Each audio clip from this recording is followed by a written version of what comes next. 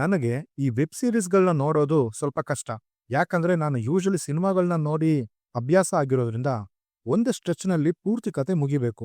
ಗ್ಯಾಪ್ನ ಕೊಡ್ತಿದ್ರೆ ನೋಡೋ ಇಂಟ್ರೆಸ್ಟ್ ಹೋಗ್ಬಿಡುತ್ತೆ.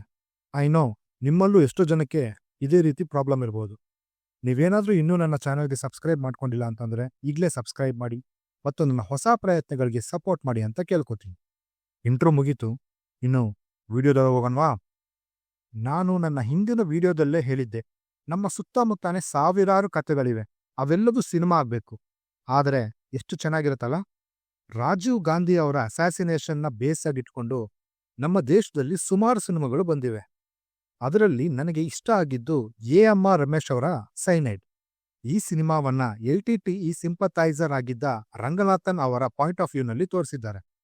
ತುಂಬಾ ಡೀಟೇಲಿಂಗ್ ಆಗಿ ಹೋಗಿಲ್ಲ. ಈ ಚಿತ್ರದಲ್ಲಿ LTTE ಮೆಂಬರ್ಸ್ ಬಾಂಬ್ ಬ್ಲಾಸ್ಟ್ ಆಗಿ ಕರ್ನಾಟಕಕ್ಕೆ ಬಂದ ನಂತರ ಏನೇನಾಯ್ತು ಅನ್ನೋದನ್ನ ತೋರಿಸಿದ್ದಾರೆ. ನಿಮ್ಮಲ್ಲಿ ಯಾರಾದರೂ ಈ ಸಿನಿಮಾನ ನೋಡಿಲ್ಲ ಅಂತಂದ್ರೆ ಈಗಲೇ ಹೋಗಿ ನೋಡಿ, ತುಂಬಾ ಚೆನ್ನಾಗಿದೆ ಅಂತ ಹೇಳ್ತೀನಿ. ರಂಗಾಯಣ್ ರಘು ಅಂಡ್ ತಾರಾ ಅವರ ಪರ್ಫಾರ್ಮೆನ್ಸ್ ಈ ಚಿತ್ರದ ಹೈಲೈಟ್. ಇನ್ನು ಈ ವೆಬ್ ಸೀರೀಸ್ ದ ಹಂಟ್ ವಿಷಯಕ್ಕೆ ಬರೋದಾದ್ರೆ ತುಂಬಾ ಡೀಟೇಲಿಂಗ್ ಆಗಿ ತೋರಿಸಿದ್ದಾರೆ. LTTEನ ಹಿಸ್ಟ್ರಿ ಏನು, ಅವರು ಏನ್ ಕಷ್ಟಗಳನ್ನ ಅನುಭವಿಸ್ತಾ ಇದ್ರು, ಅವರು ಯಾಕೆ ಈ ಅಸಾಸಿನ್ನ ಮಾಡಿದ್ರು ಮತ್ತು ಅವರ ಮುಂದಿನ ಪ್ಲಾನ್ಸ್ಗಳೇನಾಗಿತ್ತು, ಹೀಗೆ ಎಲ್ಲವನ್ನೂ ಕವರ್ ಮಾಡಿದ್ದಾರೆ. ನಮಗೆ ಇಲ್ಲಿ ಯೂಶುವಲ್ ವೆಬ್ ಸೀರೀಸ್ಗಳ ಥರ ಎಪಿಸೋಡ್ ಎಂಡಲ್ಲಿ ಒಂದು ಟ್ವಿಸ್ಟ್ ಅಥವಾ ಶಾಕಿಂಗ್ ಎಲಿಮೆಂಟ್ ಯಾವುದೂ ಇರೋದಿಲ್ಲ.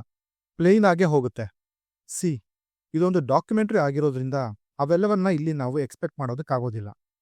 ಬಟ್ ಡೈರೆಕ್ಟರ್ ಇಲ್ಲಿ ಕೆಲವೊಂದು ಸೀನ್ಸ್ನ ಥ್ರಿಲ್ಲಿಂಗ್ ಆಗಿ ತೋರಿಸೋದಕ್ಕೆ ತುಂಬಾ ಚೆನ್ನಾಗಿ ಎಡಿಟ್ ಮಾಡಿದ್ದಾರೆ. For example, Sivarasan and team ಒಂದು ಮನೆಯಲ್ಲಿ ಇರ್ತಾರೆ. ಆ ಇನ್ಫಾರ್ಮೇಶನ್ ಪೊಲೀಸ್ನವ್ರಿಗೆ ಸಿಗುತ್ತೆ. ಪೊಲೀಸ್ನವರು ಆ ಮನೇನ ಅಟ್ಯಾಕ್ ಮಾಡಕ್ಕೆ ಅಂತ ಹೋದಾಗ ಇತ್ತ ಶಿವರಾಸನ್ ಅಂಡ್ ಟೀಮ್ ಅಲರ್ಟ್ ಆಗಿ ಕುತ್ಕೋತಾರೆ. ಒನ್ಸ್ ಪೊಲೀಸ್ ಅಟ್ಯಾಕ್ ಆದ್ಮೇಲೆ ರಿವೀಲ್ ಮಾಡ್ತಾರೆ ಅವರೇ ಬೇರೆ ಮನೇಲಿರ್ತಾರೆ, ಇವರೇ ಬೇರೆ ಮನೇಲಿರ್ತಾರೆ ಅಂತ. ಹೀಗೆ ಸುಮಾರು ಕಡೆ ವೆಬ್ ಸೀರೀಸ್ನ ಥ್ರಿಲ್ಲಿಂಗ್ ಆಗಿ ಇಡೋದಕ್ಕೆ ಡೈರೆಕ್ಟರ್ ಸ್ಮಾರ್ಟ್ ಮೂವ್ನ ಮಾಡಿದ್ದಾರೆ.